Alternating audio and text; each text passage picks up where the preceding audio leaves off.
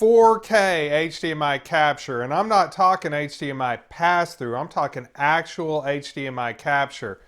This box does it, and I'll check it out coming up on Thrifty AV.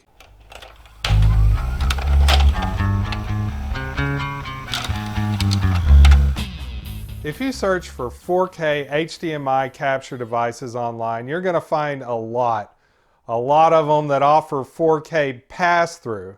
But if you want to capture 4K footage, pass-through is not going to do you any good. Well, Keith from ClearClick sent over this. It is the HD Video Capture Box Ultimate 4K Edition. This does have 4K capture at 30 frames per second. Also 1080p capture at 60 frames per second. But wait, this is out of the box. Let's back up and check out the unboxing. Before we get into the 4K edition, let's take a look at the outside of the box. It records from HD sources up to 4K 30, 1080p 60.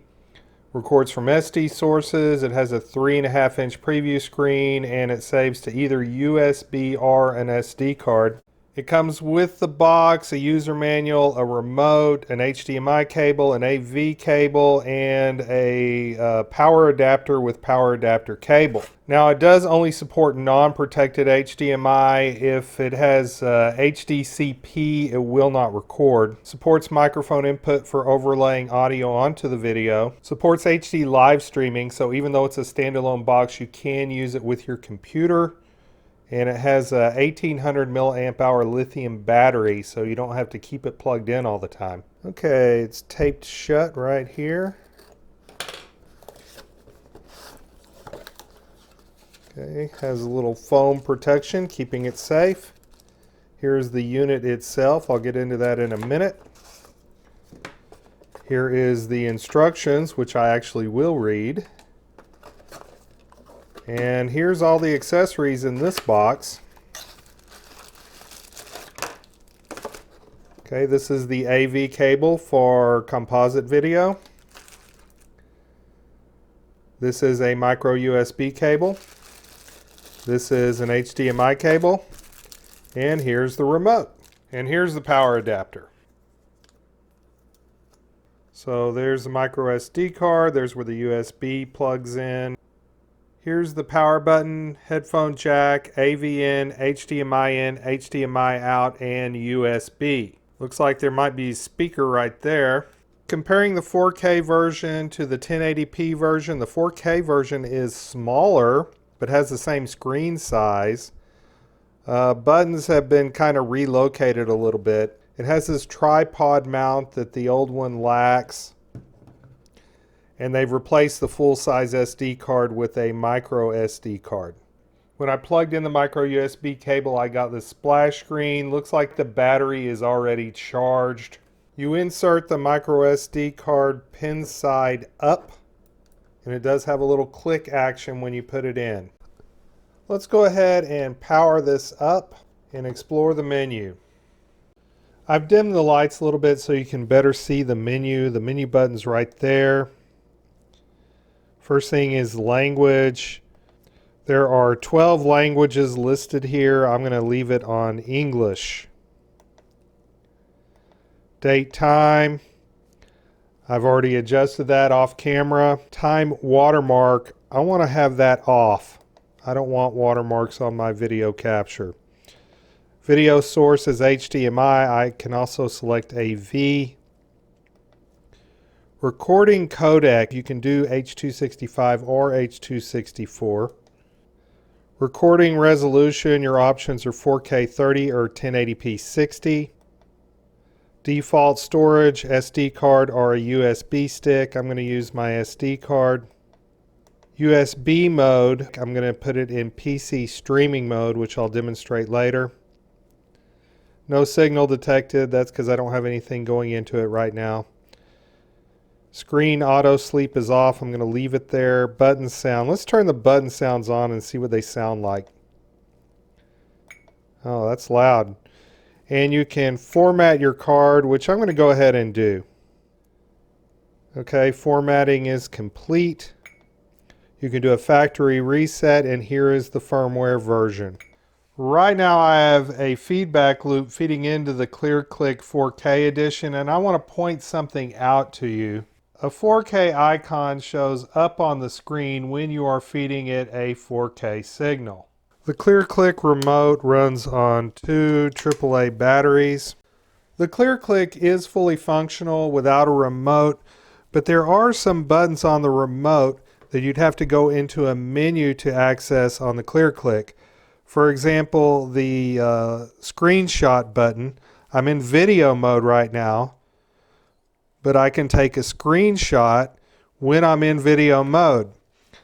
If I was doing the same thing with the ClearClick, I would have to switch to screenshot mode and then hit record. Where I think the remote comes in handy is if I have this mounted to a tripod and it's away from me, I can use the remote to access it. Right now I am talking into my Panasonic HCX1000 camcorder. It is set to 4K 30. I have the HDMI output from this camera plugged into the ClearClick 4K edition. Right now you're watching me on the Panasonic, and now you're watching me and listening to me on the ClearClick 4K edition. Now I want to set them side by side. So on the left you see my Panasonic HCX1000. On the right you see the ClearClick capture of that. And you're listening to my Panasonic HCX1000 right now, and you are listening to the ClearClick audio capture right now. I've loaded up some short clips from the original source video and the captured video into DaVinci Resolve to compare the video levels, and they are very close.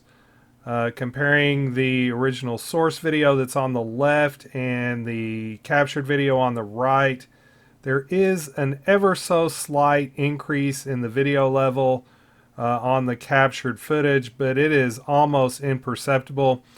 The hue is spot on, no change at all. This unflattering zoomed in shot of the side of my face should reveal if any sharpness was lost in the image. The left side is the original footage, the right side is the captured footage. I'm going to leave this one alone, but if you're watching on a high-def monitor, feel free to comment below. I've loaded up the original audio and the captured audio into Audacity. Original waveforms are on top, captured audio is on the bottom. Levels are a very close match, but there seems to be a phase reversal between the original audio and the captured audio. As far as the quality of the captured audio, I'll let you judge that for yourself. I do not own a modern gaming device, so in order to check the headset audio, I've hooked it up along with my Android streaming device. It's called a Goobangdoo. I am capturing my Android streaming device at 1080p.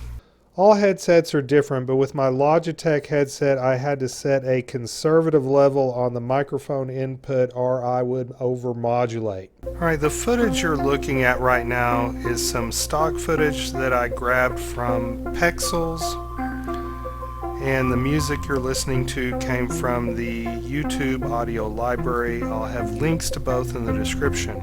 And this is what it sounds like when I'm speaking through the headset.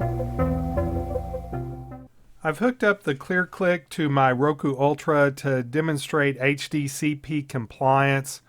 When streaming a movie or video that is HDCP encoded, you will get an error message on the ClearClick. Okay, so it said recording stopped and now it has a HDCP error. That's because the video I tried to play is copy protected. The micro USB cable that came with the ClearClick is fine for charging, but I recommend a higher quality cable for using either the USB streaming or USB storage options on your computer. When you are in PC streaming mode, you do not see the HDMI input on the ClearClick, but the HDMI signal does show up on OBS Studio or whatever streaming software you are using. When you're in PC storage mode, you get this display on the ClearClick. and it acts just like an external drive that has your photos and your videos in it. Okay, I want to do two things at the same time. I have the Frogger game running into the AV input, and I also have a USB stick instead of a microSD card to record on. So I'm going to hit record here, and you can see the USB stick flashing maybe. Okay, I am going to go ahead and start this game up.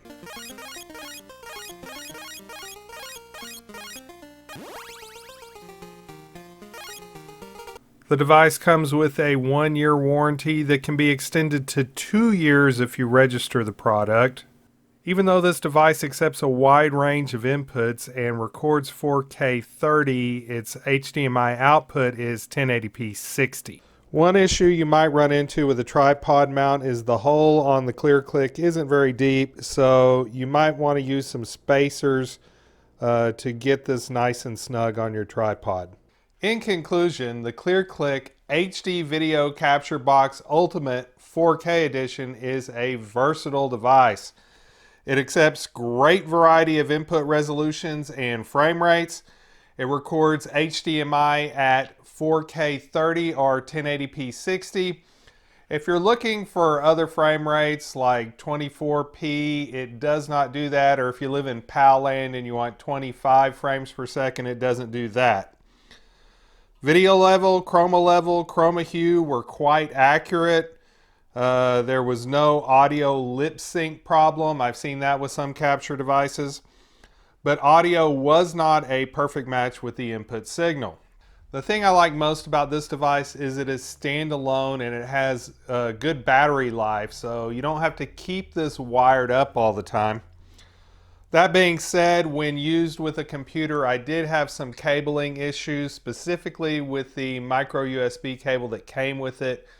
When I upgraded the cable, I was able to use OBS Studio and use this as an external drive.